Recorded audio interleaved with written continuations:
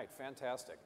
Well, as Gary said, and first of all, let's give a great round of applause to Gary and everybody who's organizing this fantastic conference.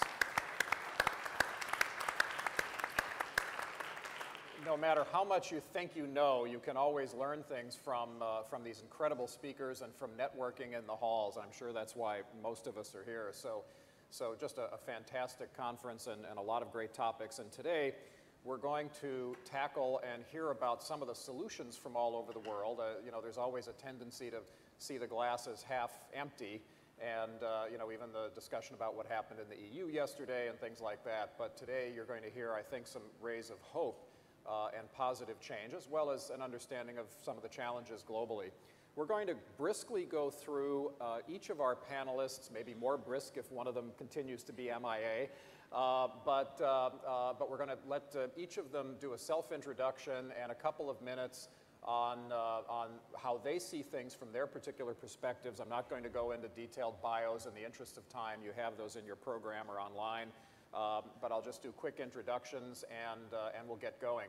And so in the spirit of that, I'll keep my remarks very brief. But what I want to start with is my low-carbon PowerPoint. And you can all do this at home. You can all hold up your fingers like this. And this is the line going upwards of greenhouse gases, business as usual going up. And this is the 80% reduction or so that we need by 2050 if we're going to avert some of the worst catastrophes, although we obviously haven't averted them all so far. And so this is the challenge. And this is the reason when Christiana and her colleagues at the UNFCCC have so much difficulty getting a post-Kyoto agreement and reaching compromise between capitals like Washington and Beijing. It's because they think they're trying to swallow something this big, when in fact, as you're going to hear today, it might only be this big or this big. The truth is, we don't know, because as Christiana mentioned in her remarks there, that a lot of the reporting of what's happening at subnational levels or at regional levels or in different national levels is not necessarily getting reported and factored into this equation. And so when the COP happens every year, the international institutions, the national negotiators all still think they've got this huge watermelon that they have to swallow, when in fact it might be sliced up and it might be easier to tackle. And that's what we're going to hear about today. So in the interest of time, as I said, I'm going to ask our panelists to keep their opening remarks to no more than 5 minutes. And we'll that way get through everyone's opening remarks, get to some discussion, and then turn to your questions so that you can really hear from this incredible panel. And we'll go ladies first. So Karen, the Consul-General of Australia, Karen Lanyon, and we would like to hear about what's going on down under, and obviously there's been some to and fro in your various governments in the last couple of years. When Kevin Rudd came into office, I recall him quickly tackling this topic and putting Australia to the forefront, much as has happened in other countries. There's been a little backtracking, but a little more going forward. Which direction is the train moving at this point? Karen. Okay. I think for Australia, the train is definitely moving forward, and I think that's got bipartisan support by both parties, you know, whether our government changes or not. I think the Australian government and the Australian people know that, we're particularly in Australia, know that climate change is real and has affected us. Over the last 10 years, Australians are used to floods and droughts and extreme weather, but it has picked up and it has become much, much worse in Australia. In the last year, we had the hottest summer on record. Our weathermen have had to put a new colour on the maps on television in Australia to show temperatures over 50 degrees Celsius during our summer. That has never happened before. There's parts of Australia that have been ravaged by wildfires that have never happened before. The droughts are worse. The coral bleaching in our beautiful 2,000-kilometre Great Barrier Reef is proof that climate change is real. So the Australian government, whether it is Kevin Rudd, the current government, or our opposition, have said climate change is real. We need to address it. It is costing Australia money. We cannot afford not to do something. So there is bipartisan support for climate change.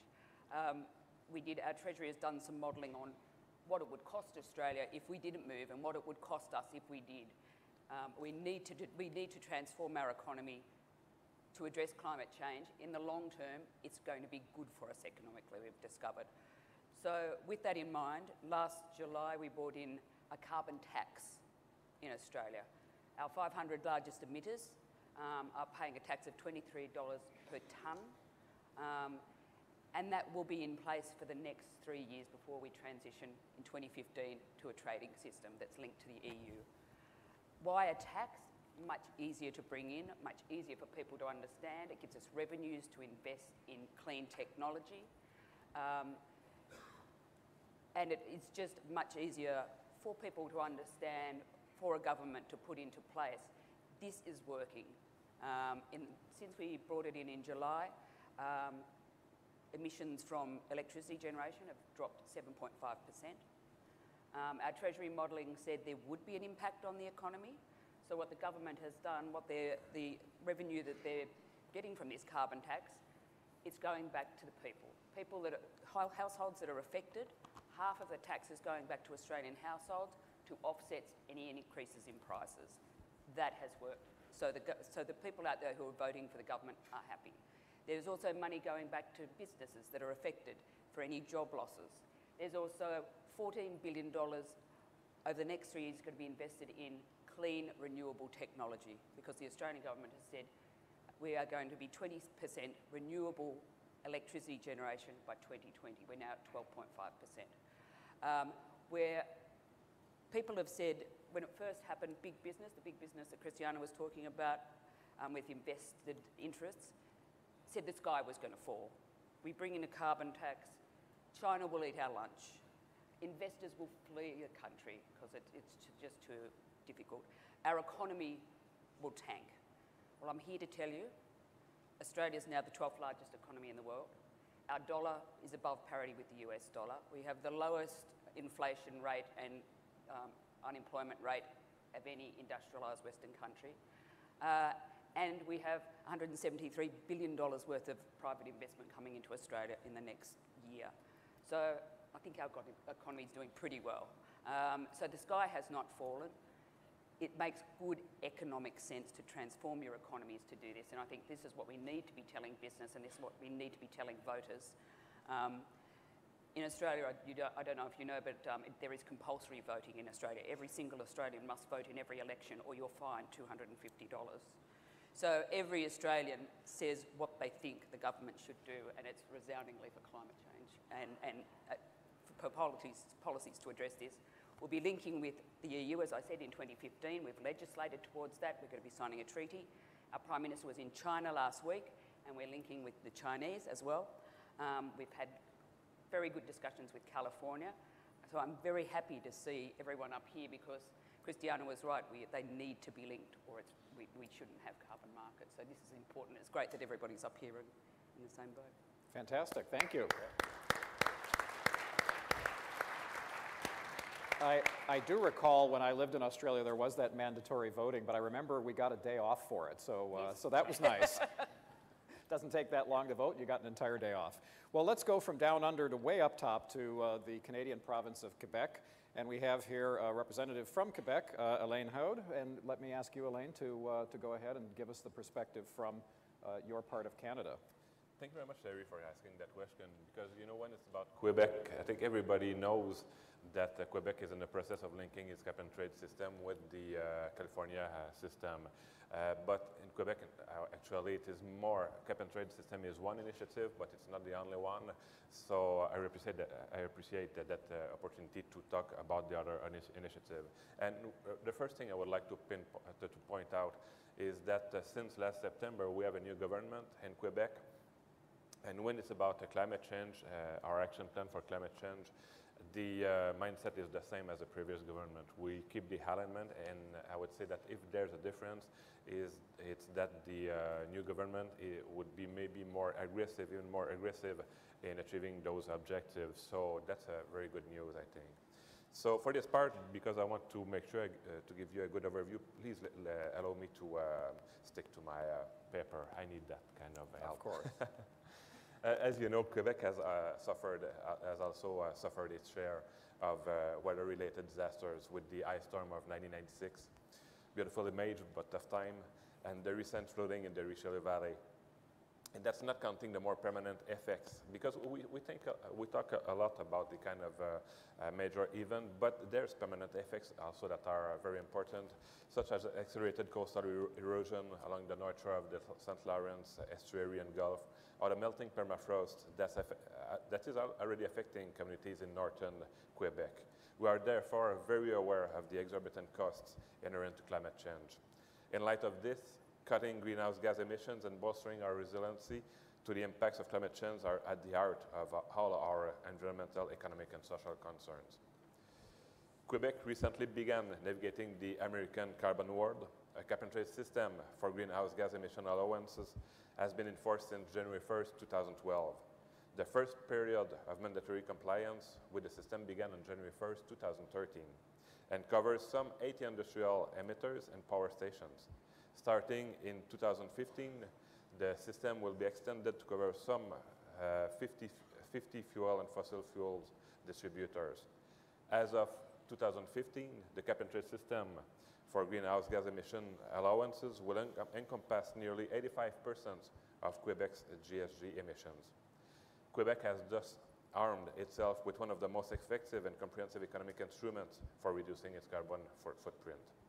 Last week, Quebec held its first pilot auction to allow Quebec emitters to familiarize themselves with the new system. Some 100 people took part in the event, which went out without a hitch. On May 1st of this year, Quebec will distribute free emissions units to industrial emitters. This will mark the start of transactions on the Quebec market. The first auction is also slated for fall of 2013. Quebec regulations also allow our system to link with those of other provinces and states, notably the system implemented in California. As such, we are very, very happy to receive Governor Brown's support on April 8th, when he authorized the California Air Resources Board to adopt its regulation on linking with the Quebec system in the near future. Quebec's Ministry of Environment and Sustainable Development has been working with the California Air Resources Board for months now to ensure that all market infrastructures and processes are fully functional and allow the link between the Quebec and California markets to be activated. We are confident that in the years ahead, other Canadian provinces and U.S. states will fall in step and join the WCR regional carbon market, making it that much more efficient and effective. But you know, the cap-and-trade system for greenhouse gas emission allowances is one of the key measures in Quebec's climate change action plan. However, the system alone will not be sufficient to meet all the objectives we have set in this area. Quebec wants to continue its shift to a green and prosperous economy for the benefits of current and future generations. The 2006 and 2012 Quebec Climate Change Action Plan has already led to progress in a number of key sectors on the Quebec economy, including industry, transportation, construction, and energy. The action plan's $1.6 billion budget came mainly from royalties on fuels and fossil fuels, our first in North America at the time. However, this plan ended on December 31st, 2012, and it is a 2013-2020 climate change action plan that will lead us into 2020. The 2013-2020 action plan will have a $2.7 billion budget stemming primarily from revenues generated through the auction of emission units under Quebec's cap-and-trade system. In fact, 100% of revenues generated from this system will be reinvested in the fight against climate change, through the introduction of various programs and measures aimed notably at fostering a transition toward renewable energy, heightened energy efficiency, and improved manufacturing processes. The new action plan calls for numerous measures to reduce GHG emissions and help us adapt to climate change through support programs or partnerships with businesses, municipalities, research institutions, and civil society. And it provides for investments in research and innovation, public awareness campaigns, and regulatory efforts. The 2020 action plan is also the cornerstone for many of the initiatives in the government's recently adopted strategy for adapting to climate change. The main goal of the strategy is to prepare and support Quebec businesses operating in certain sectors that are more vulnerable to climate change. As the saying goes, an ounce of prevention is worth a pound of cure. As for reducing our carbon footprint, the measures set out in the 2020 Action Plan target Quebec's main GHG emitting sectors, namely transportation, industry, and construction, which alone account for 85% of Quebec total GHG emissions. A good part of the 2020 Action Plan budget is attributed to these industries, with 2/3 earmarked for the transportation sector. Increasing the modal share of public transportation is essential for reducing transportation-based emission, which account for 43% of Quebec's total. Major investments will also be made to reduce the carbon footprint of road truck fleet to natural gas could be an attractive strategy in this regard when paired with the Blue Road project, a natural gas fueling station initiative that has been underway for a few years now. The 2013-2020 Action Plan also includes a $200 million fund to support manufacturing sectors in its development efforts, particularly in the areas of transportation and clean technologies. The goal of this fund is to develop strategic sectors, transportation electrification, for instance, to take advantage of the business opportunities emerging as new environmental practices are adopted worldwide. I'd also like to point out that 96% of the electricity produced or consumed in Quebec is from renewable or very low GHG sources. This exceptional energy balance makes Quebec's GHG reduction objective one of the most ambitious of its kind worldwide. Winning the fight against climate change will require a major shift in the choices we make as individuals and as a society. However, this challenge is an outstanding opportunity for Quebec to reduce its dependence on fossil fuels, spur the transition toward a green economy, and ensure a sustainable and prosperous future for Quebecers today and tomorrow. To achieve our goals, we'll need the motivation and commitment of all partners and key stakeholders in our society. We will also need to work hand in hand with our economic partners across North America to put a uniform price on carbon. To that effect, Quebec's joint work with California as part of the WCI is an excellent example of the kind of regional North American cooperation that yields economic and environmental benefits for both partners. We stand at a turning point in history, and as we face the challenges of climate change, it's up to us to overcome them, and we sincerely think that subnational government could play a key role in achieving this objective. Thank you. Thank you.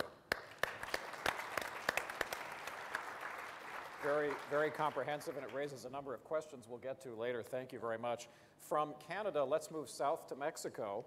And Alain, thank you for not doing that in French. And hopefully, Francisco Barnes, the president of the National Institute of Ecology and Climate Change for the government of Mexico, will not do his opening remarks in Spanish, since not all of us are fluent in that. But over to you, however you'd like to do it, Francisco.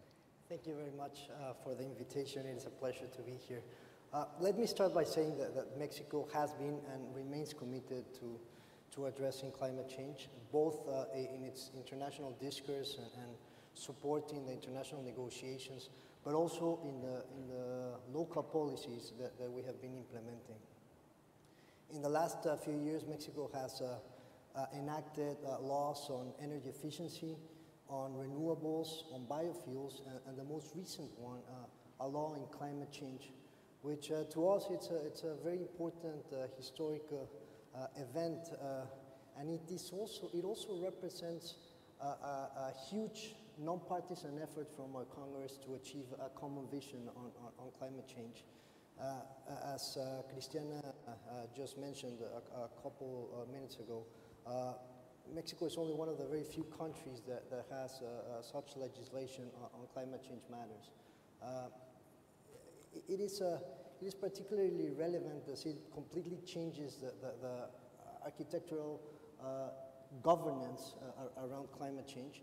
It recognizes the cross-sectoral nature of this problem, and by doing so, it establishes an intersecretarial commission for climate change where 13 ministries work together headed by the Office of the President in this issue. But this cross-sectoral nature does not stay at the federal government. It also recognizes that it needs to work along the different levels of government, include civil society, include the private sector, and as such, the law also mandates for the creation of what we call the National System on Climate Change, also headed by the Office of the President, but where, with the participation of the federal government, state governments, and also municipal governments, as well as private sector and academia. It also establishes a new council, independent council, with our biggest experts on climate change to support and provide feedback to the government in terms of the policies that it's been generating. It provides budgetary autonomy to the National Institute of Ecology, which I preside, which, by the way, it's the think tank for the Mexican government on sustainability topics. But it also gives it the mandate to evaluate policies and feedback into the system. It also creates or mandates the creation of a green fund, local green fund, recognizing that without financing, none of these actions can actually take place. And on the policy level, it generates both at least three types of instruments. Policy instruments, and it mandates for the creation of a climate change strategy with a vision for 15, 30, and 40 years. As well as a special program on climate change, which is the very specific set of actions that the government on its 6-year term will be doing by establishing a portfolio of actions on mitigation and adaptation. But it takes this at a subnational level, and it mandates for the creation of strategies for all of the states in Mexico. And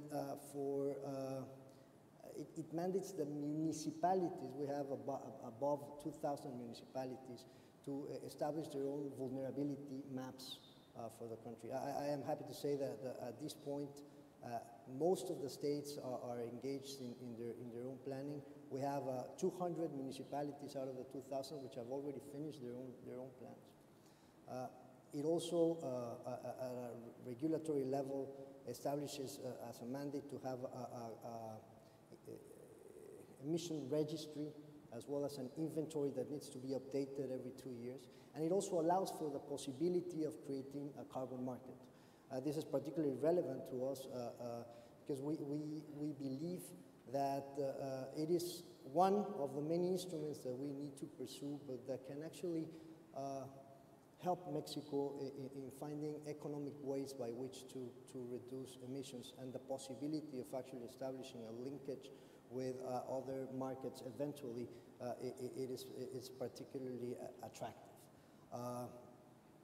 So finally, what the law also does, it establishes a set of very specific targets on emission reductions in the short and in the medium term. It establishes at least two targets that are very relevant on climate change matters. One is a 30% reduction by 2020 with respect to our BAU, and another one is a 50% reduction by 2050 with respect to the year 2000. I have to say that both of these targets are subject and are conditional to international support, both on financing and on technology transfer. It also establishes a target to reduce or to have non-fossil fuel electricity generation representing 35% of total capacity by 2024, and a zero net emission from the forestry sector by 2020. So as you can see, all of these very, very ambitious targets. Mexico is right now in a very important moment because we have to define, moving into 2015, thinking of an international global agreement that will be binding for all. What is exactly what Mexico can do on its own, and what can Mexico do with international support? As you can see, a huge challenge. Already, all of the ministries are working on this. The Intersecretarial Commission of Climate Change has been gathered by the office by the President himself now on a couple occasions, and I hope we are set to go. Fantastic.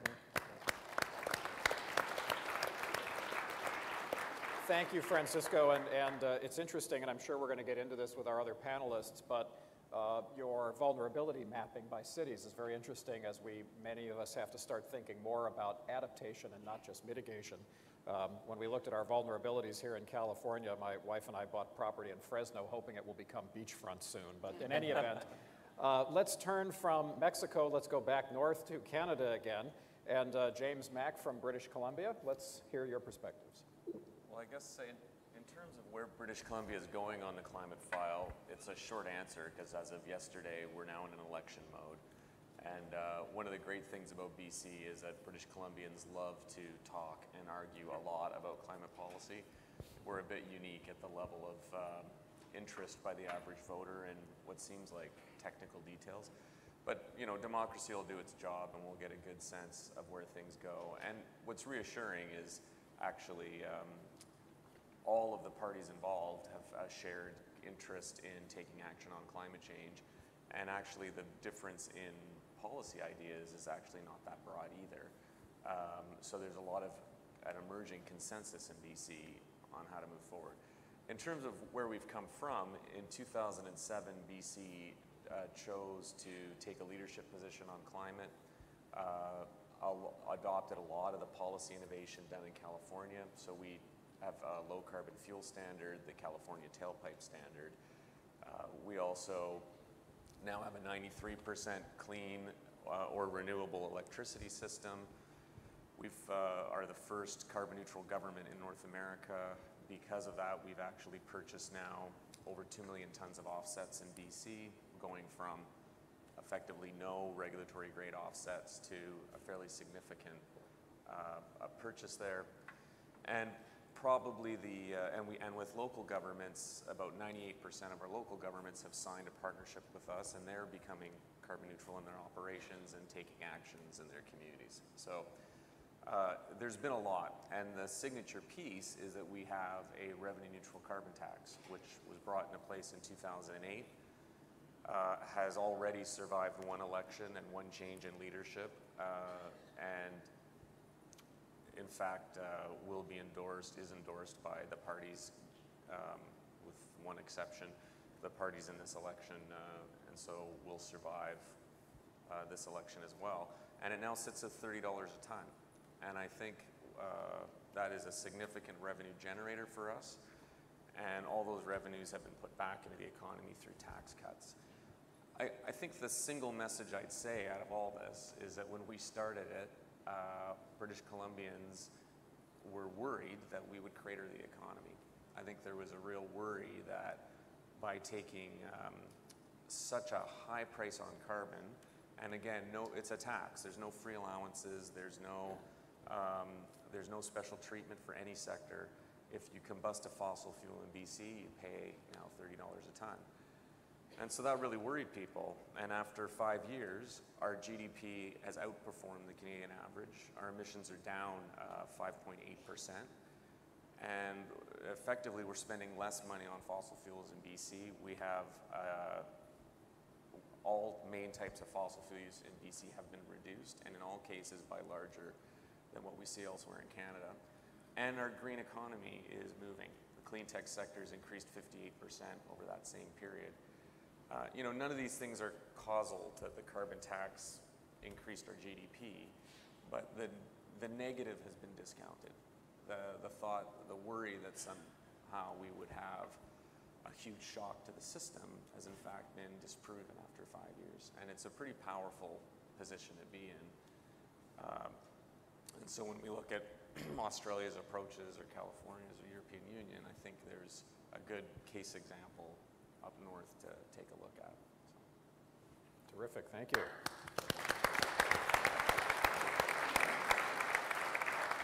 And I'm starting to hear a theme here about how much each of us has learned from other jurisdictions and benefited from that, but then taken it and made it uniquely your own.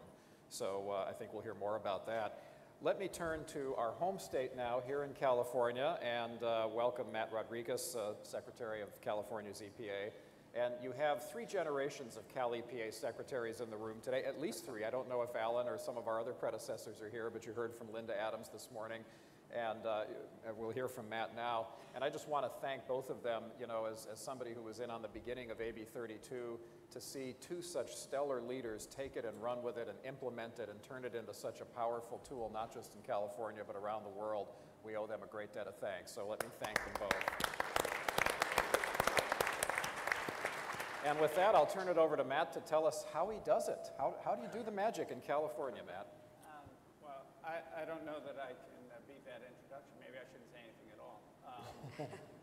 It's been a busy couple of months, as you probably know. The way I describe California's approach to implementation of AB 32 is that we continue to really move ahead with programs that are designed to address three issues related to climate change. First, we continue to press ahead with our programs like LCFS or the Renewable Portfolio Strategy that are designed to just change us to non-carbon energy sources or reduced carbon energy sources, we feel like we're being successful with those programs.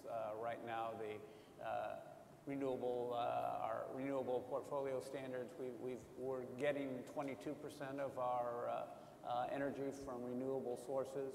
You know that our goal is to get 33% by 2020, and we feel like we're headed in the right direction to do that. And that will be a significant accomplishment. In addition, however, you know, we're providing incentives for energy efficiency. So it's not only changing the fuels that we use, but it's being more efficient with the fuels that we use. And I think that's really what much of what the cap and trade program is all about, to make ourselves more efficient in the way that we use energy and reduce our emissions through programs like cap and trade. Since I spoke here last year, we really have initiated the program. We've gone through 2 auctions. Both those auctions were very successful and really went off really without a hitch. We look forward to having an additional auction in May.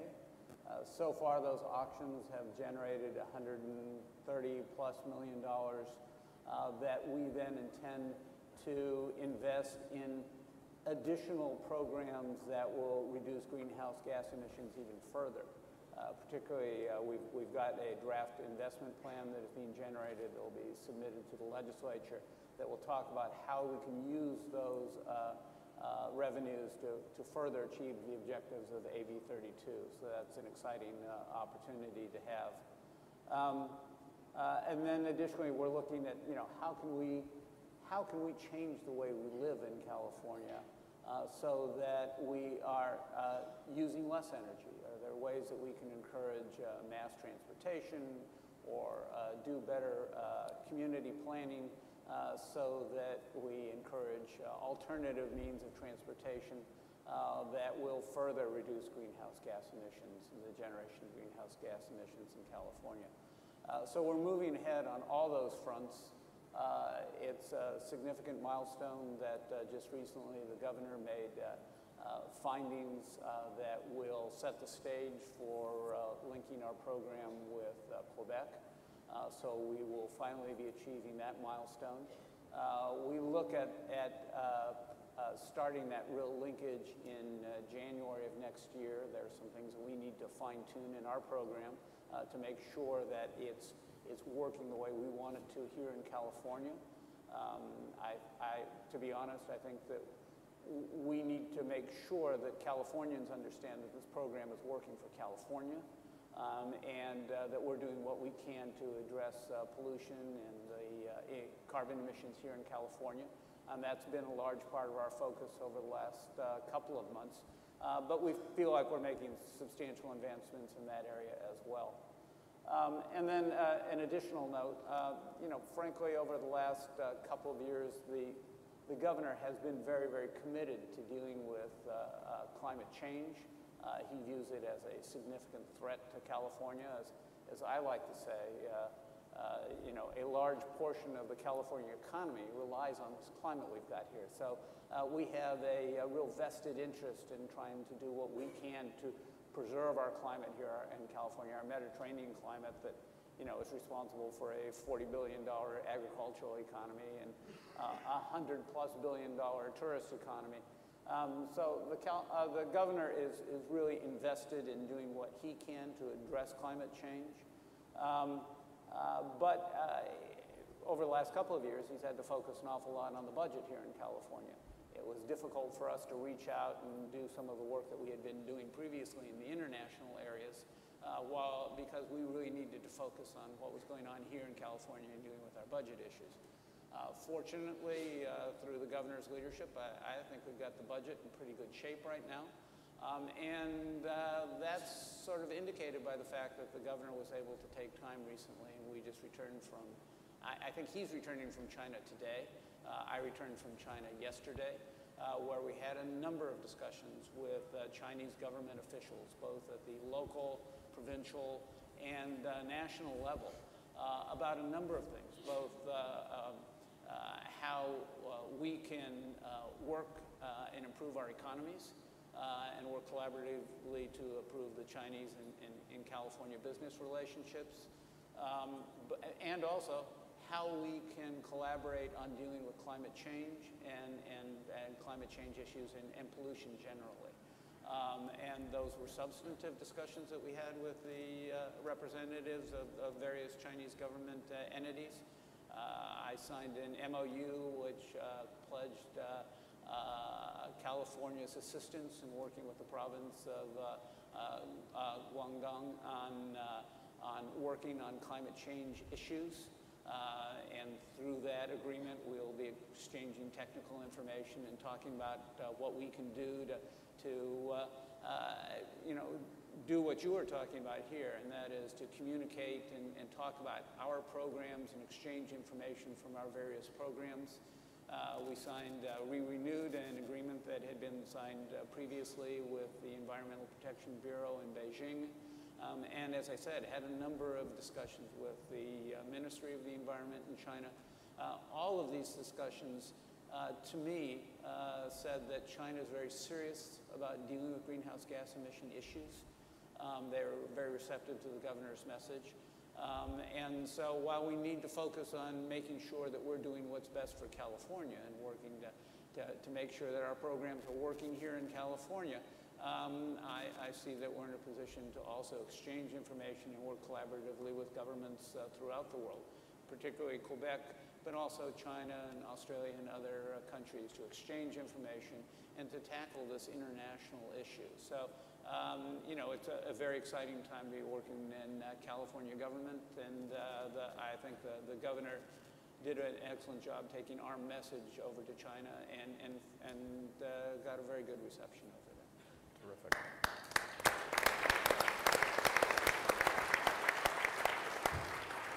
Thank you, Matt. We're very fortunate to have you on the 25th floor of the greenest building in California. Last but not least, in our opening remarks, we saved Dirk Forrister from the International Emissions Trading Association for last because he does have this kind of global perspective and has worked with both international and national and local entities. And so in your opening remarks, Dirk, I wonder if you could also perhaps touch on this issue that I'm starting to hear emerging from the panel of the relative benefits or differences between taxes and carbon credits and carbon markets, and whether or not we now have enough experience with either to begin to have a view as to which might be more effective. Dirk? Sure. Well, I'll start out just saying that as I've been privileged to take on this role at IETA a little less than a year ago, it has given me a new opportunity to keep track of things that are going on all around the world, and this panel is a bit of a microcosm of what's happening on a larger scale around the world, as Christiana described earlier, with systems sprouting up all over the place, and it at times makes me feel like I'm a part of the amazing race or something, trying to run around and keep up with various developments and then running into various IETA members in different parts of the world.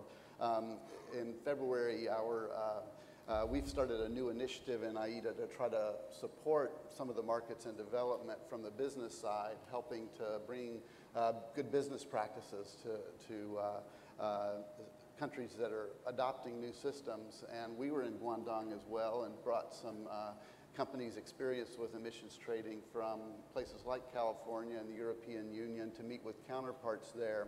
And it really does feel like we're in an era where, yes, it's a fragmented time because things are gravitating back to the real world of systems in particular places taking root and taking shape. And our real goal in it is to promote connectivity between those systems and enough harmony between the systems so that it ultimately creates the conditions for a global price on CO2 to emerge. And that's sort of the holy grail that I think my membership wants to work toward, and yet we recognize that the era that we're in right now is one of systems taking root in more state-based and provincial-based, national-based, with a view toward how they might link up in the future. So I think it's terrific, Matt, that you guys are have some fresh legs to get out and be a part of those discussions. And I want to say that the decision that the governor made was something that we applauded, certainly, and we're quite gratified to see that there's another example of a possible linkage involving a U.S. state and a Canadian province that maybe will give us some sense of how those types of linkages may emerge elsewhere in North America. Would love to see Mexico taking a look at those kinds of things. Prior to that, though, the real breakthrough, I think, in terms of international diplomacy and international policy on this was the linkage between Australia and the European Union. And I understand there's still work to be done on treaty arrangements there, but that was a bit of an unexpected change and really something that we welcomed because many of us are trying to discern what the new international fabric is going to look like come 2015 when negotiators bring all of this together. And these examples of linkages are giving us some concrete things to look at and to consider about what is it that makes a system good enough to connect to another one and to create the public confidence to make that happen. And then operationally, what does it mean for business? Exactly how does that work?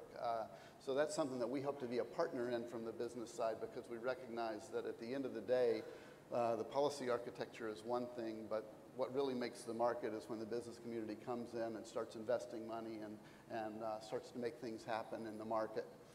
So I think that's a real bright spot. I can't not talk about what happened in the EU this week, but I thought I would give a little bit of perspective on that, and then I'll address your question about taxes and trading. In the European Union, there was a vote in the Parliament on was essentially, it's talked about as backloading, but essentially is just a timing shift. It didn't actually, the proposal was not to tighten the cap. The proposal was just to take some allowances from the first couple of auctions and shift them to the back end, from the first 3 years to the back 2 years. And the reason for that is, as any trader would tell you, do you actually want to sell huge volumes into a depressed market? You don't get a great deal for the taxpayer, and you certainly don't do the market any favors. So it's something that we supported, this idea of a shift.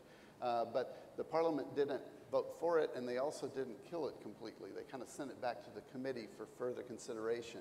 I'm not sure that committee will want to bring it back, but I have to say that from my membership's vantage point, while that would have been a good first step, the real game was always in what the structural reforms might be that the European Union was looking at. To give them credit, the European Union's trajectory that they're on was one that they set in Copenhagen at sort of a range of should they take a 20% reduction by 2020 or a 30% reduction by 2020. And that 30%, like many nations, was contingent on what they saw other countries doing. So right now, they're on the road to 20% by 2020, which really doesn't get them to the level of ambition that they want to be at in 2050. So my members, and I think industry at large in Europe, expects those targets to tighten down to be on that trajectory to a real 2050 goal that's commensurate with protecting the climate at a 2-degree level, right? But they know that there's another shoe that's going to drop at some point in time, so we're waiting for that to happen. So that's what the discussion in the structural reforms is about. On Friday, I actually leave here tomorrow to go be a part of stakeholder consultations in Brussels on that topic. And I do think that this may, actually in a sense, it may accelerate those talks about what is the real ultimate answer to sort of improving the EU ETS and putting it on that proper trajectory. And I'll close with just a comment or two on taxes versus trading. I mean, I think it won't surprise you that most of my members like the trading model because they think it gives them more tools for keeping costs in check. That said, we're certainly adapting to the Australia mode of starting with a fixed price and morphing into a trading program in time. My members would like to see that accelerated because they think that when you look at global prices right now, I think you got the highest one because it's fixed by law at $23 Australian. But we also recognize that it is sending that price signal, and it is a system that, for me, a lot of the innovation in it is what happens in agriculture, because there's this whole carbon farming initiative that's quite innovative and something that I think California is probably interested in learning from, probably already is learning from, as are other jurisdictions in North America. The BC program is something that I think we've also looked at with great interest because it was always seen as a sort of at least we thought it was sort of a step toward getting people comfortable with carbon pricing and eventually moving toward a market system. But my own sense of it is when you look around the world, trading systems tend to have a better political support in most places. You guys are a little bit unusual, but I can't envision a scenario in the US where cap and tax gets replaced with just the tax. Yeah, we do crazy things sometimes, and maybe that'll emerge, but I'm saying this as a veteran of the Clinton administration BTU tax, and if any of you want some more stories about that, it wasn't really a pretty picture, and we did lose the House and Senate in part over that kind of thing, so I'm not sure that other policymakers in the US are going to turn to that particular tool, because the whole game in the US, I think, is going to be convincing the public that the problem's serious enough to invest money in, and that we can do it in the most cost-effective manner possible. That's what's terrific about what you guys are doing in California, is you're sending a signal about how that type of approach can take place. I should probably stop there. I think I did my 5 minutes, but I'm happy to take on more discussion of that in the course of the Q&A. Terrific. Thank you very much. That's very helpful and a great opening from all of our panel. We'll get to your questions in a moment, and I've got some questions for our panel too. I'd be remiss if I didn't mention my own role in all of this. Since leaving state government, I've been working with Governor Schwarzenegger since he left state government as well, on an organization called the R20, R standing for regional governments. We have some members up here right now, and there were originally 20. The organization now actually links over 500 subnational governments all over the world in sharing policy, such as what we've been hearing about today, so that each of the jurisdictions can learn from each other, states and provinces mostly, sharing technology, because it's hard for government, I think, to keep up with the advances in technology, especially, I know I can certainly feel Matt's pain with budget cuts compared even to when I was in his chair. And there's fewer people to analyze technology and understand how policy might affect it. So we try to be a bridge on that. And then finance. So we have a green finance network of more than 100 financial institutions that are looking to invest in low carbon economic development projects, and again need help demystifying that and getting over their concerns about the ups and downs of government policy and of course the variations in technology and the uncertainties in technology. So the R20 tries to be that bridge, and as a result, we're helping our member governments implement low-carbon economic development projects. We'll be unveiling, actually, next week in Rio de Janeiro, a plan for replacing 400,000 streetlights with a savings of $30 million a year in energy cost alone, so about a 3-year payback to replace all of those streetlights.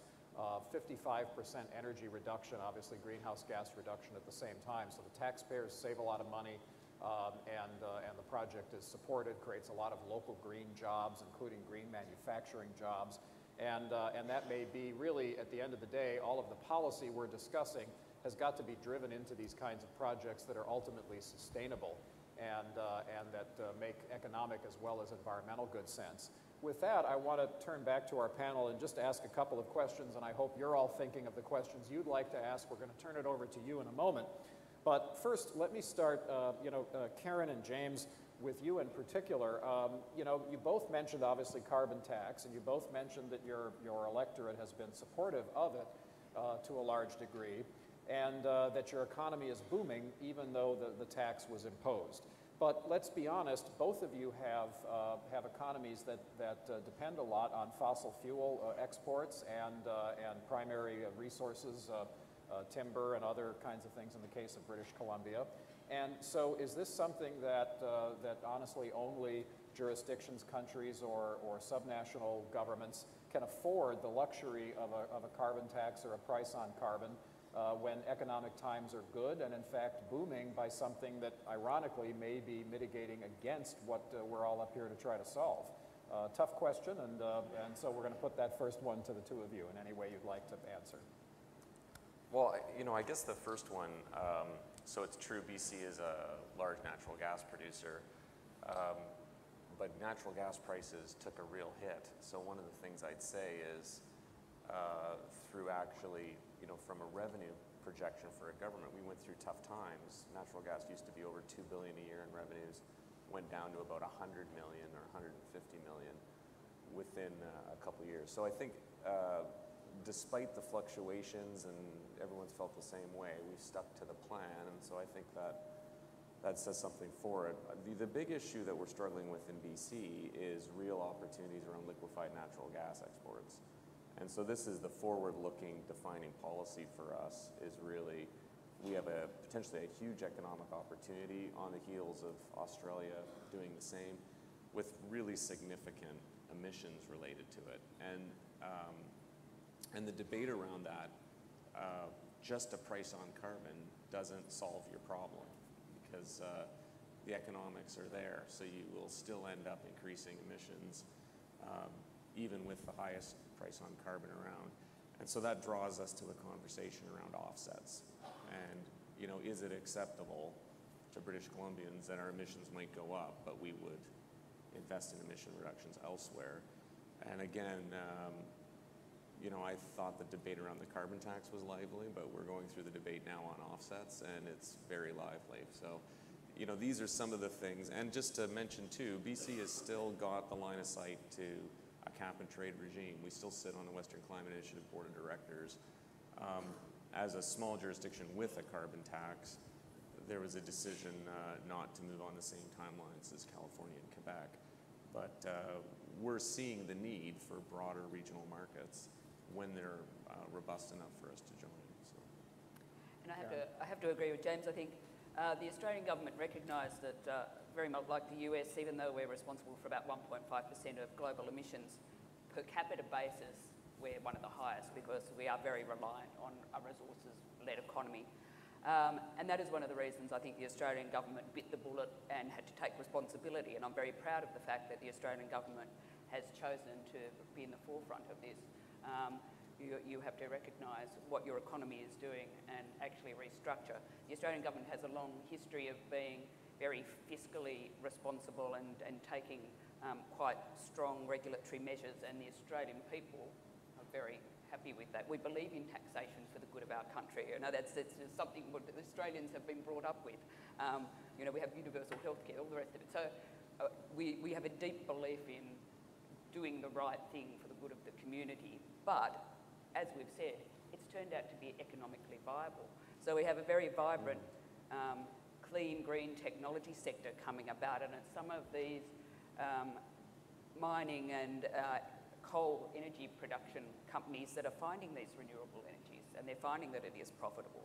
I'd say to anybody in the private sector out there, the Australian government is investing $14 billion in clean, green, renewable technology, and we would love people to come down to Australia and invest in that. We've got companies like First Solar, who's here in California and elsewhere working in Australia, and we're very happy to export the technologies we've grown in Australia to that regard. But I think that's the decision that the government made. But we still do it, and we are moving from a tax base, as we said, to a scheme in 2015. But this will be a continuous discussion, I think. But the bottom line is, while you're making money on these natural resources, you're investing it in what's next. You're planning for what's next. Well, I had sort of realized I didn't really answer your question, and I guess when we started, a lot of people would come to BC to study what we were doing, and it really was richer jurisdictions looking at a tax that they could do today that would prepare them for a regional system when it's developed. And as an aside, if you're a BC industry, you're used to $30 a ton. So if you enter into West WCI, you have a competitive advantage that you've been investing in capital years ahead of industries and other jurisdictions that join. So there is a logic to it. What's interesting now is the people who are coming are not those jurisdictions anymore. What we're meeting with are states and U.S. states who need to raise taxes. And so they know they will face a political hit of raising taxes. We have a tax that has a social purpose. So rather than raising taxes on jobs or businesses, would they contemplate raising taxes on pollution? And so we're actually now talking to a whole different category of people who don't come to us because they're climate leaders. They come to us because they're generally revenue committees who are struggling with the best way to increase state revenue. So it's a different, we're sensing a different global dynamic now. And that actually gets me to another question, which is, let me put this to Alain and Francisco in particular, is the politics. Both of you mentioned, Alain, you mentioned that from the previous administration to yours, there was very little change in policy, and Francisco, you mentioned how your laws have been passed in a nonpartisan manner. That's not something we see in the United States, let's face it, either at states or at the national level. And certainly we're not alone in that in other parts of the world. So how do you overcome the political partisanship that seems to happen, certainly in the U.S. and in other places? And is it because in tough times, jurisdictions are looking for other ways to raise revenue that they might not otherwise do, or are there other secrets to overcoming opposition? I'll go take a hit. It's certainly a tough question. Let me give you my perspective on what I believe this hasn't become a political issue for Mexico. There is an ongoing question among different actors in the global sphere of why does Mexico take such actions on climate change, being that it's a developing country. And I think that the answer to that question and to yours is because it's in its best economic interest. We believe that first, Mexico is one of the most vulnerable countries in the world. We've suffered losses of about $12 to $20 billion due to different climate hazards in the last couple years. So it is a sense of national security. In terms of mitigation, we've identified that at least 50% of the total actions that we can take regarding mitigation have positive returns on energy efficiency, on clean technology, or have very substantial co-benefits from the health perspective. For example, investment in public transportation, addressing short-lived climate forcers, which is certainly one of those topics where Canada and the U.S. are also very, very interested. So to make the long story short, with the government transition, the new government and the president has been very adamant to establish that Mexico will pursue sustained economic growth. That is the most important of the targets. However, that needs to be done in a sustainable way, and taking care of our footprint is one of those particular actions. So it is one of those topics that has been identified by parties as non-conflictive. However, there are some issues that are directly addressed to this, and one is, for example, subsidies on fossil fuels. Everybody recognizes that we need to move phase out fossil fuel subsidies. We know that it doesn't make sense from an economic standpoint, from an environmental standpoint, or from a social standpoint, because they're mostly regressive and are directed, if you look at it, most of the subsidy goes to the highest income segments of the economy. However, that is a tremendous political debate. It is not easy to move away from fossil fuel subsidies, and the parties do not have, they don't share the same vision, and that is a very, very heated debate. So what we've tried to do is move into those actions where there is a very common understanding that from all the parties that we should pursue the route, and the other ones are we're moving gradually, but not at the pace that we would like to. Very good. Alain, I want you to address the question from the Canadian perspective, but not just from your province, but also because obviously you have to relate to your national government, and you have the same challenge, I would say, as we have those progressive states like California here relating to our federal government at times. Obviously a little better friend in the Obama administration than we had in the Bush administration on these things, but the same sort of challenges when there's a disconnect between provincial level or state level policies and the national. So perhaps you could address the political question both from the local level as well as the local to the national.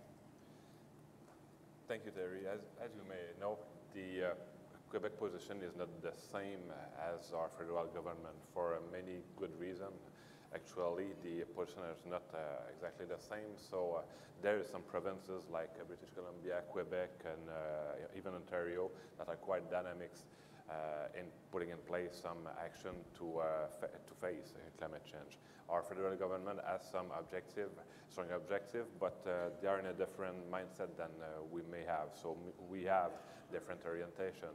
And because that kind of different strategies of mindset, that's why we are so convinced that the subnational government, the federated states, have a so strong role to play, actually, to make things move and go ahead for facing the climate change.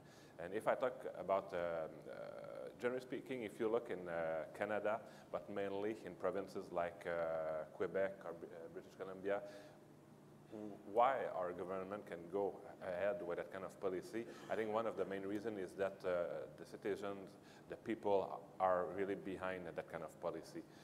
Some surveys show that in province like Quebec, more than 90% have no doubt about the climate change that are happening. If you compare to other states like in the United States, the same number would be about 55, 60%, 70%. So people really are aware of what is happening.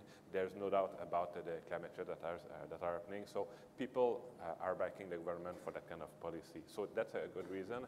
And one of the reasons why the government is so involved in that kind of policy, and why the people are so strongly behind that kind of initiative is that we can feel the effect of the climate change. I referred to what is happening in the north, but even in the south of Quebec, we can feel like, in Montreal of Quebec, we're not used to have strong smog episode in the summer.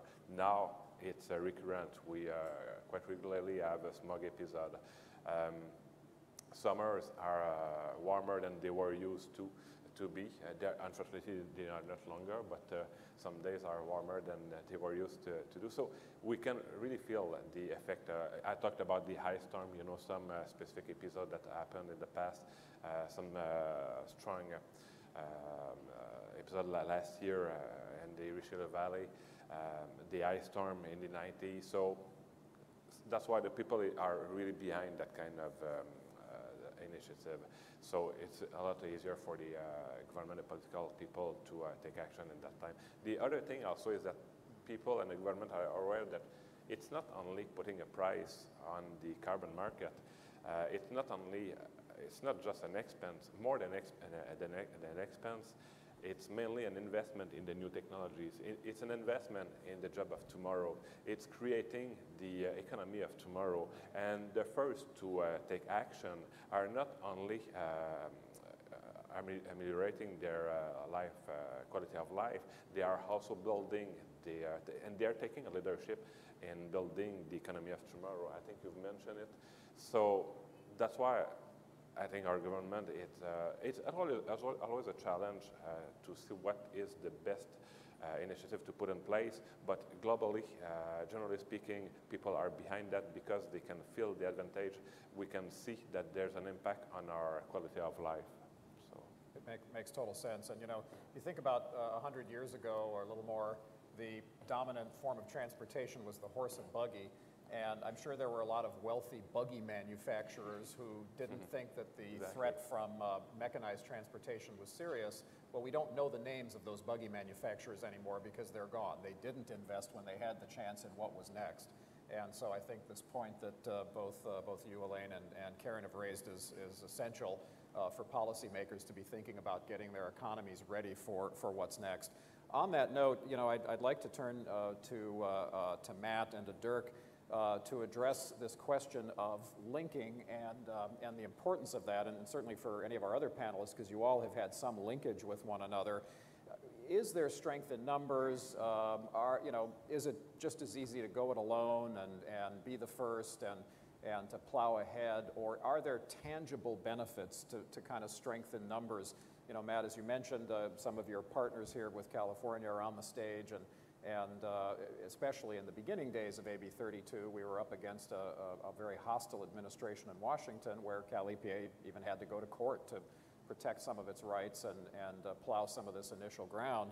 And Dirk, from your perspective, you see internationally whether or not this linkage actually makes a difference, or if in fact we can just kind of do regional things as Australia is doing kind of on its own. No one told it to do it, and it's not partnering necessarily with anyone else in a carbon tax. And so are there tangible benefits to these kinds of partnerships?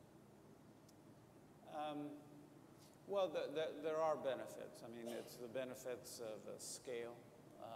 You know, one of the benefits we think to working with Quebec ultimately will be, and if we can have other partners involved,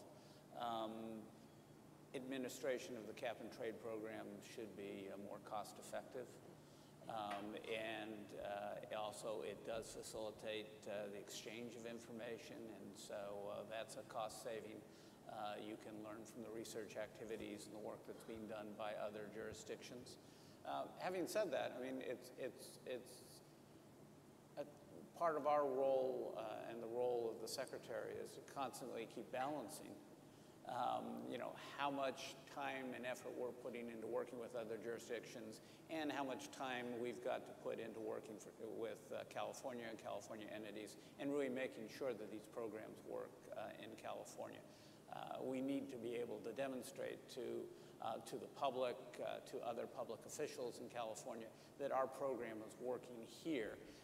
And we've spent a great deal of time over the last several months making sure that we're able to explain how these programs are of benefit to California.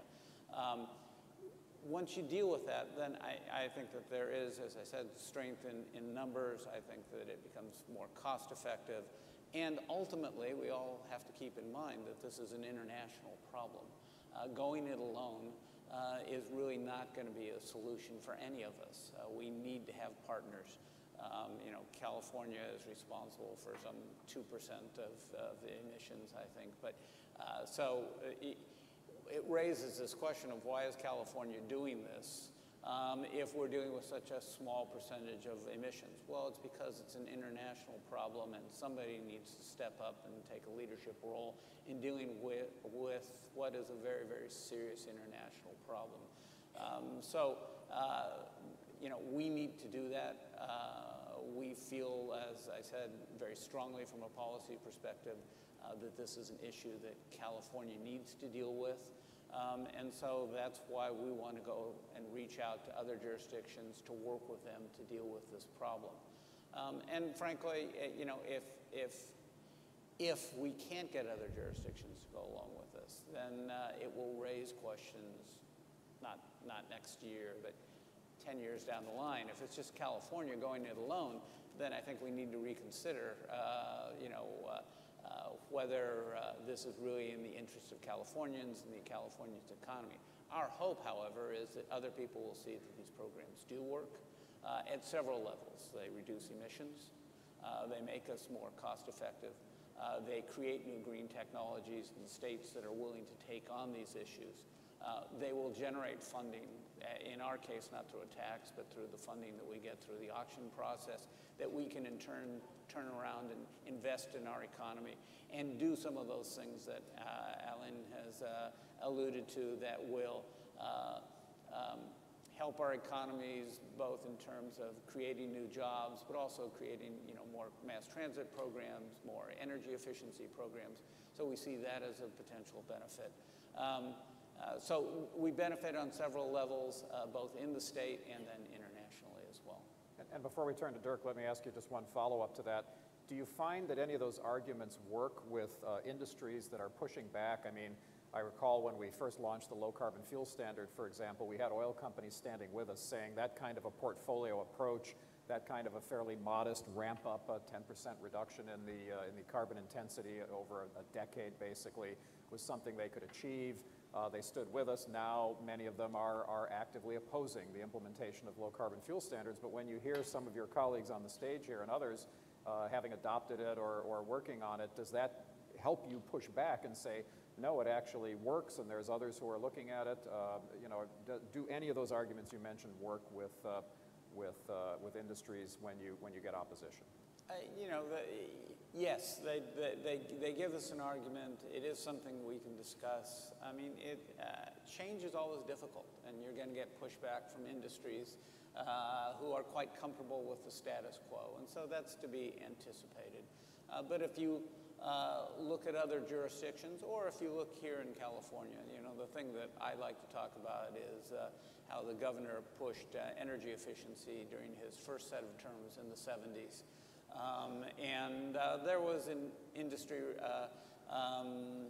resistance to some of those energy efficiency changes that the governor initiated in the 70s and early 80s. But I think we've all seen that those have really been to California's benefit. California, on a per capita basis, uses a little more energy today than they did in the 70s, and that's because of those programs. And so you can point to programs like that and say, look, there's resistance. I know change is difficult. I know that changing the focus of your industries is difficult. But there are instances where we can demonstrate that this will work to everybody's benefit in the future. So we add all those arguments together and the examples from other jurisdictions, and I think we'll continue to see momentum behind California's programs. Great. And Dirk, before I get you to weigh in on this, let me ask the audience, right after Dirk gives us his comment on this topic, we'd like to hear from you, either comments or questions. So those of you that may have something to say, if you would line up to the microphone there right here, we'll get through as many questions as we can. But Dirk, go ahead and address this issue about linking and the value. Well, I think from vantage point of the business community in general, we see it in a similar way to how Matt described it, as broadening the scope of opportunities, if you will, of places to reduce, and the broader the geographic reach, usually that's going to give you better performance and better cost effectiveness. There's another reason why business likes it, and that is from the time I started working on this issue in the early 90s, the policy that the business community in the U.S. in particular hated the most was having 50 different state programs to have to comply with. No offense, but that idea was like the regulatory nightmare, that there are different rules every place. So when you see that dream of possible linkages come along, what that means is that their rules are going to be common enough in Australia and California, or Quebec and California, that you're going to start to be able to develop compliance strategies that are much more rational, rather than have an army of experts that says, well, this one's got a quirk like this, and this one's slightly different. You have to turn this way for the other one. And that adds a regulatory drag to it, that adds a cost to it, and it's very frustrating for a business person to deal with. Finally, the other thing I'll give, just a quick story from my early career in working on this issue on Capitol Hill. When I first started working on it, I was working for a Democrat that was interested in market-based solutions to climate change, and we wrote a bill to require power plants to offset all of their growth and emissions. Never went anywhere, but we wanted to have a Republican co-sponsor. So what it took to get a Republican co-sponsor was internationalizing it, because that was going to make it more cost effective and broaden the opportunities to bring in. He wanted forestry. This is then John Chafee and Sherry Bollard in the House of Representatives, Chafee in the Senate. And that's what it took. Was we want a much broader scope, bring down the cost of the thing, create better cost performance all across the board. So I think it could potentially, if we had more Republicans that would come forward and start talking about it, I think it could have some political advantage because of that economic efficiency.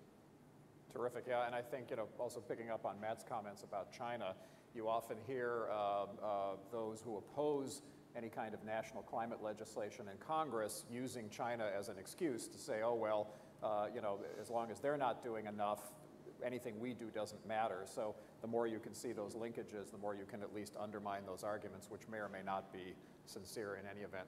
The gentleman at the second microphone, I think, was standing up first. Let us know who you are and what's your question for the panel. Thanks very much. My name's James Tansey. I'm from University of British Columbia and from Offsetters Climate Solutions in British Columbia. We've been involved in the BC and Alberta markets in developing a wide range of different offset project types for those markets. We've also been involved in developing the two largest forest carbon projects in the world. And it's really when we start looking at forest carbon, we see scalable opportunities for high quality offsets. We've been talking about the potential for RED projects to be integrated into systems for years. We're looking at currently somewhere around 200 million tons under management.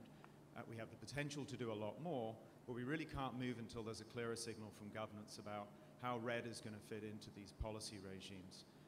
How that ties into both development commitments, but also one of those projects is a BC-based project, a British Columbian project, and it's not clear, we're not getting a strong signal yet as to how those fit into the various regimes. So I'm interested, I think we know quite a bit about the ARB rules for forestry, but I'm interested in hearing from an international perspective whether we see some drivers for RED, whether we're going to see demand for RED projects on the scale that really meets the potential and supply that's sitting in the pipeline now, waiting for that pricing signal.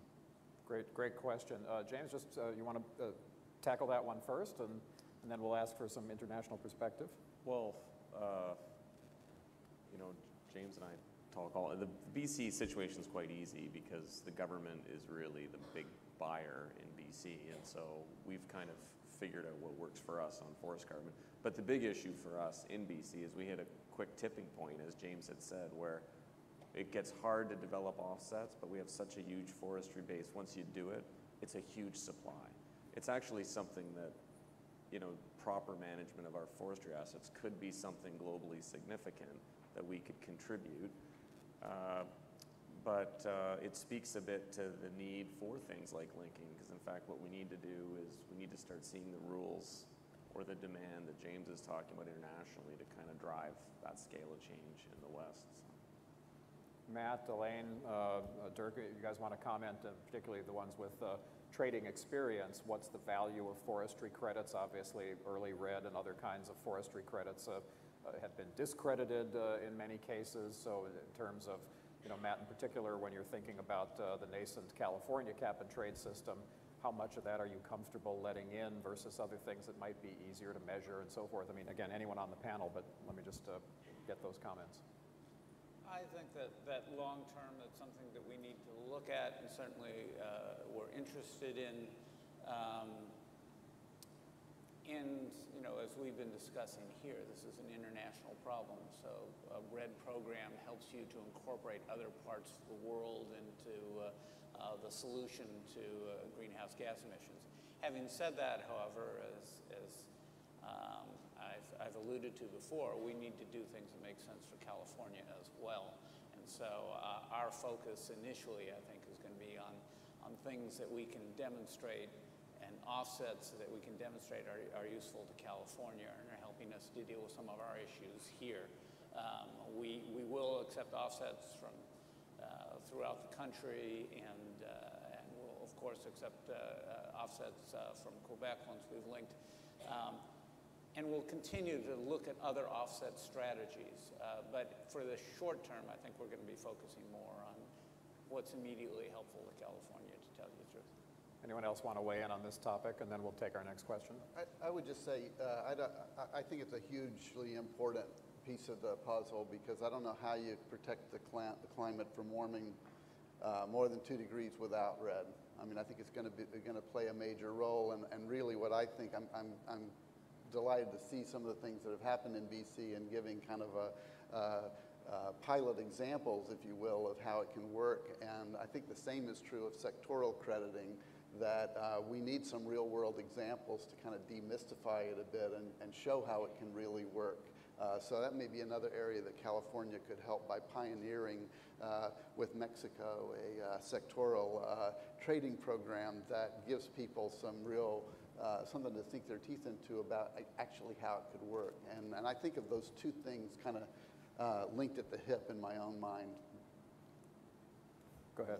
Just want to comment that red in the developing world, particularly in Mexico, is one of the most important actions that we can do on mitigation.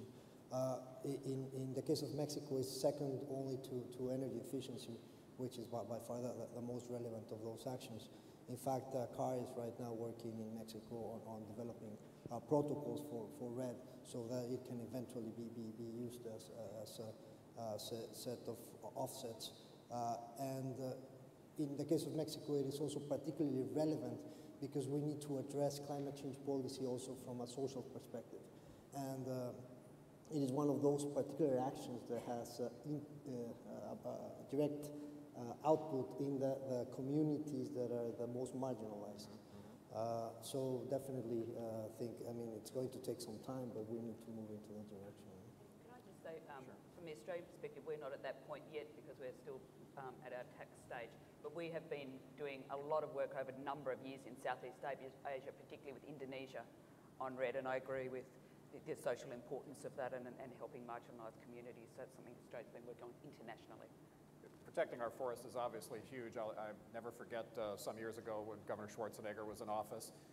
He went to, I think it was Moffett Field, where NASA has a survey system there of satellites to look at the forests on fire at that time in California. But at the time, they also showed him a global map of forests and all of the burning that was taking place in South America, in Central America, in Africa, and so forth. And he called, and I'll delete the expletive, but he said, "We are doomed," is the paraphrase, if we don't stop that. And certainly red is one of the answers to that. Yes, please. My name is Judith E. Clay, and I work at the California Public Utilities Commission. Today, a few hundred nuclear workers are being laid off by Southern California Edison because of our, Song's nuclear power plant is out. The Keystone Pipeline labor is playing a key role in terms of pushing the Keystone Pipeline being built. I just wanted to ask the panel, the international panel, in terms of the bigger battle that we have, do we need labor by our side? What role did organized labor play in the consensus that you arrived at in Quebec or Australia in terms of taking action on climate change? As I said, if there was any, Yeah, Australia has a long history of labour relations, particularly under the current Labor government. But as I pointed out, because Australia has compulsory voting, I think people voted with their feet on government policy, and that includes Labor in Australia, unions, etc. Not everybody was on the side of the Angels, and we went through a lot of debate publicly about this, but ultimately the Australian people spoke. Alain, let me ask you to address that from not only the direct question that was asked, but a broader Canadian perspective, because obviously the Keystone Pipeline is controversial. The tar sands projects themselves are very controversial. Nuclear itself is controversial. So as we think about how to incorporate unions in these solutions, is it sort of, well, as long as we get the unions, it doesn't matter what the solutions are, or do we have to be honest with our friends? That's a good question. To be honest, in Quebec, I cannot talk about how the Canadian situation, because every province has its own specific issues. Keystone is one, and which Canada is working quite hard. We can easily understand why. In Quebec, we have other issues we're facing, and on the union side, I would say the labor union. I would say first of all, there's no say there's no energy power plant that will be very affected. More than 90% of our electricity is produced by hydroelectricity, so the effect is not the same in Quebec. So on the other side, the labor union are quite involved in all the community, social welfare, all the quality of life, etc. So that's the kind of project at the opposite they will support. So I don't see any issue in Quebec about the labor union. So they're working with you. Yes, yes, exactly. James, do you want to comment? Well, I think from British Columbia's perspective, Keystone is sort of an interesting thing happening somewhere else. But we have our own pipeline proposals going through BC, and they are very much hot-button issues. I think, and just to say, like, they're election issues right now, and we'll sort of see where they go. I think the tough part, having worked a lot with the government of Alberta, is they're actually the first jurisdiction in Canada to put regulatory requirements in, a price on carbon, they buy offsets. Their system's not so dissimilar from, and any members of the media, please don't quote me on this, but it looks like a cap and trade system with just some questions about the caps that they picked. So the dilemma that we have, and we'll face this when we develop natural gas, is I think there's a growing sense with the fossil fuel industry and those that would criticize it that when there's action, it's not enough to gain you the social license. And it'd be nice if we were in a place where people were digging deep, finding solutions. Your industries of today are fueling your industries of tomorrow. Unfortunately, it feels to me that we're losing that debate a little bit from government and the industry. And what you're seeing now is a pretty active public voice that's just saying no more investments in fossil fuels, period. And that'll be a very difficult, for a government, very difficult to manage that. Governments tend to do well on compromise, not very well on win-lose decisions. And so I think, as a jurisdiction that exports fossil fuels, natural gas has a bit of a different flavor than the oil sands, but still, you are trying to look for solutions where you can get as much of a win-win as possible. And I'm worried a bit on the social license that actually the debate's getting a little more extreme. Can I ask a question? Yeah. Part of our revenue from our carbon tax, there's $9 billion over 3 years going to support job creation and evolution of jobs in the industries that are being affected because we're, like you, a big resource-based economy. Are there similar... Well, the main effort we did in BC was that we lowered our corporate tax rate and we lowered our personal income tax rate. So those industries who have high emissions get some benefit, but there's a broad benefit. If you're a technology company, you benefit from lower corporate taxes, lower payroll taxes, and you don't have a carbon footprint. So there is a long-term, there are winners and losers on that economic transition, but we haven't, as a government, we've spent money because there's programs that are worth spending on, but to date, we haven't direct lined the revenue. Policy matters. On that, we're running out of time, so those of you who have ever seen me moderate a panel before, you know I always end with a lightning round. So we have 2 questions I'm going to ask each of you to answer in 1 sentence or less. They're very simple to do. The first one is really very simple. We've heard about all of these great solutions that are going on. We've heard about all this progress, great policy, and already proof of concept. But it's like the guy who jumps off the Empire State Building as he's passing the 50th floor on the way down. He says, "So far, so good." Are we headed for a soft landing or a thud? So I'm asking each of you very simply, are you a pessimist or an optimist about our climate future? Matt, we'll start with you. Pessimist or optimist? Quick answer. I'm an optimist. I think that, particularly given the discussions in China that I've just had, there's a growing realization that we need to do something. And there are a number of options for how we can deal with this issue. And we may not all choose the same options, but I think there is a growing recognition that we need to do something. And so I'm feeling upbeat. Terrific. Dirk? And I'm an optimist as well. I mean, I think we're seeing right now the challenges of seeing the level of ambition that you'd like to see to protect that 2-degree goal, largely due to economic malaise around the world, and that as economies start coming back, hopefully you'll see that ambition pick up. Great. James? I'm optimistic. With a caveat, there's an expression that all responses to climate change involve mitigation, adaptation, and now suffering. And I think the one thing I would say is that there's a certain amount of suffering that we're locked into because we didn't act 20 to 30 years ago. Yep, yep. Good point. Francisco? I am an optimist. I think that in the last years, change has been dramatic. I think technology will help us. And I think that there is a sense in the international community, at least what I have perceived being part of the team in the international negotiations, is that we need to move forward, and I think that eventually will take place. Karen? I'm an Australian, so I was born an optimist. But I think you know, it's undeniable that we have to act. You know, the resources that we're using are finite, and the new technology is going to be the way of the future. And those who are in the vanguard of that are going to make a killing. Absolutely. Alain? Yeah. I'm an optimistic. Just look at all the initiative that has been taken or put in place all around the world. Mrs. Figueres talked about those initiatives, and I think what will be a shift when all those initiatives, we will see the positive impact on the economy and the job creation in new sectors. When those positive impact will be visible, the demonstration will be done that there's a positive economic impact. There will be a shift, I think, in the mindset.